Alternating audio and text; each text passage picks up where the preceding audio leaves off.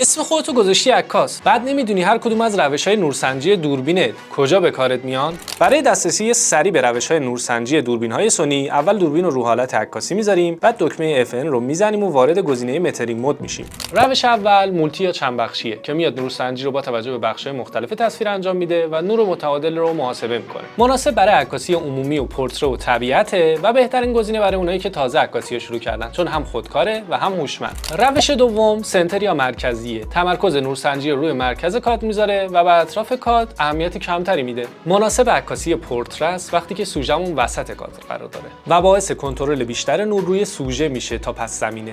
روش سوم اثبات یا نقطه‌ایه. نورسنجی رو فقط از یک نقطه‌ای که 2 الی 5% کادر انجام میده. مناسب عکاسیایی است که در شرایط کنتراست بالا هستن، مثل عکاسی با نورپردازی بکلایت، و دقیق ترین نورسنجی برای یک سوژه خاص مد نظرتون رو داره.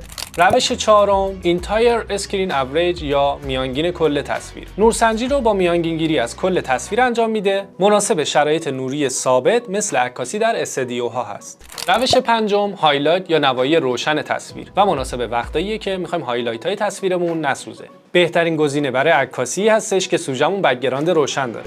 اگر میخوای یه عکاس یا تصویربردار حرفه‌ای‌تر بشی، حتما پیج منو فالو کن.